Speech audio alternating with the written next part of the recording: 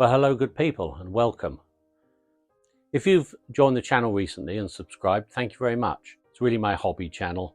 When I'm at home, I mess around with old cars and aeroplanes and things in the shed. When I'm away working, I make history films about things I'm interested in a none too serious fashion. Earlier this week, I went down to the airstrip intending to make a film with Yoronka. Things didn't quite go to plan. Not because of the aeroplane, I'll show you. Another one of these blasted GoPro clamps broke. Just completely snapped. A blessing, to be honest. That's the second one that's broken. And they're obviously not man enough. I was about to screw the thing under the wing of the Yoronka and it went click and that was it, was broken. So in the bin that goes. And quick look on Amazon and I found this. This is a bicycle handlebar clamp. Goes on nicely with those Allen headed screws. It's ideal. So I got two of them. So tomorrow we'll go down to the airstrip at some point if the wind dies down a bit and try them out. On Wednesday I took the Praga engine down to the airstrip. Teenage getaway driver followed in the Volkswagen just to keep an eye out for policemen to make sure nothing dropped off. Nothing did, so we gave it one last run before taking it off the back of the car, storing it away in the shed. I don't know what to do with it yet.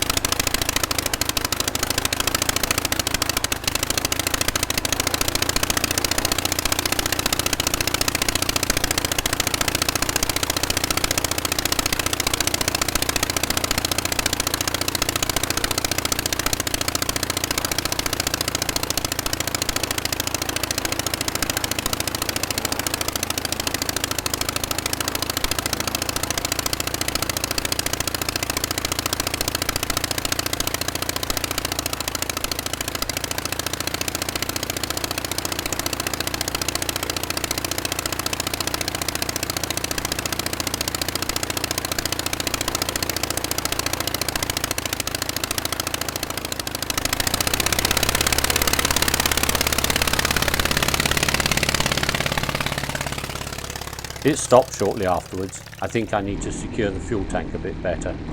I also flew the thruster TST. Tremendously good fun. Probably don't approve of it, two-stroke and all the rest of it, but it really is. I'll make a film about it soon.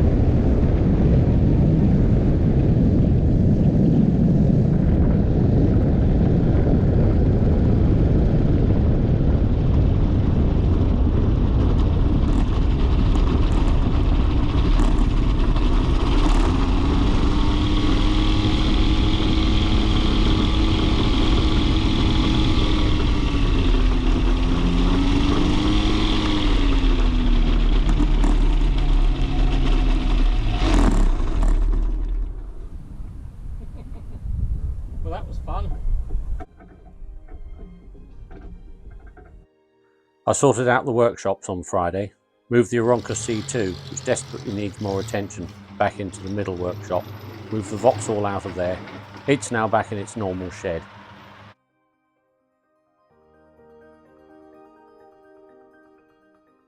Even the least observant of you might well have noticed there's a large engine standing on the bench. It's a Model A Ford. I've always liked the Model A Ford. Back in my teenage years, a friend of mine had a Model A. Used to go all over the place in it. It was a wonderful car. It seemed to go quite well. And I've always had a bit of a morbid fear that the dear old Vauxhall might become terribly unwell at some point. They only ever made 8,000 of those Vauxhalls, and Mr. Ford made 5 million of these engines. And would it fit in? Anyway, this engine was free. It was advertised in the Vintage Sports Car Club newsletter, and I happened to be in Stansted and just had downloaded the newsletter on the flight deck of the aeroplane via the FBO Wi-Fi, which is very powerful there, fortunately, and went to the classifieds, and there was a free Model A engine if you cared to collect it. And I happened to be passing the place it was about 2 weeks later, so rang the number and it was mine. I want to see if it will fit in the Vauxhall. I'm not wishing for the Vauxhall engine to break, but if it went wrong really badly and I had to have lots of new parts made, well, I don't think I could afford to. But Model A's are reasonably common and well supported, and there's lots of new stuff around. I want to have a bit of a measure up, see if it will actually fit. I've got a spare but very knackered Vauxhall cylinder head. These Vauxhall heads are aluminium. In fact, the one on the car is a reproduction one, but this one is the one that came with it from Australia. Someone's actually fitted a plate to the bottom of it, milled it off and welded around the combustion chambers and the waterways. But let's stand it on top and see if it's the same sort of length. Well, actually, it looks to be almost exactly the same length. So I think the block would fit in the car without having to chop away at the bulkhead. So that's sort of measurement number one. I think the second thing to do is to measure from the front of the block to the front pulley, just to see if there'd be room to put it in without actually hitting the radiator. So front of the block to the front pulley is, effectively, we don't need to be silly, 5 inches. The third measurement that's interesting is from the centre of the crankshaft to the top of the cylinder head, just out of interest more than anything else. So it's about 13 3/4 of an inch. The reason I want to measure that is the Vauxhall engine is a 5-inch stroke. This is not 5 inch, it's 4 and something inches stroke. So I'm expecting the Vauxhall engine to be a bit taller. Anyway, let's take everything outside and have a look.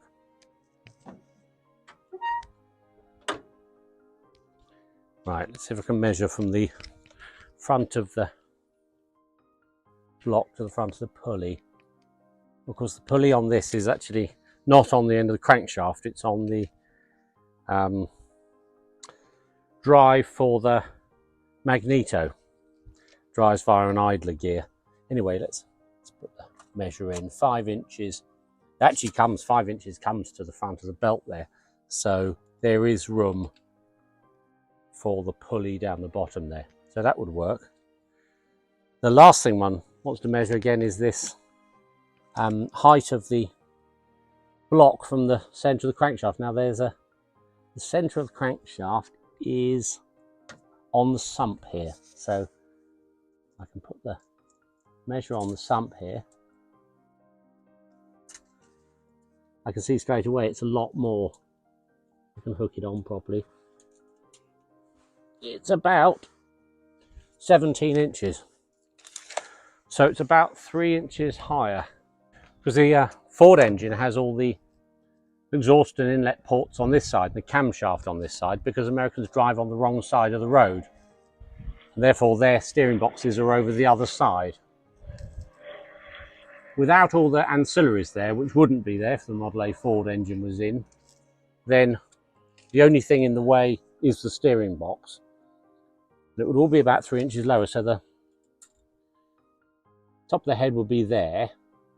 One would have to be a bit creative with making an exhaust manifold out of tubular steel and probably putting a downdraft carburettor on it, but I think it would all fit. I haven't bothered messing around with the bell housing because that's actually quite an easy thing to make. It would be made out of two pieces of thick sheet steel, something like 1/4 inch steel. And well, one could make a bell housing. That's actually not very difficult.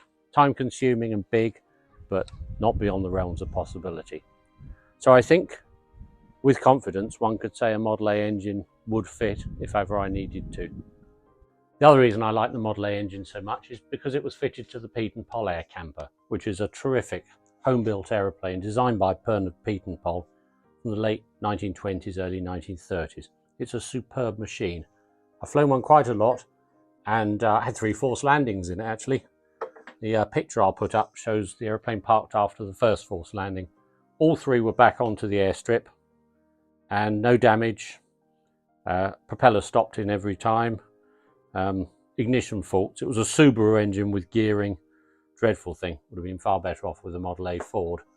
Anyway, this came with carburetor, inlet manifold, water pump, and the elbows, little cast iron. The manifold's cast iron, it weighs a ton.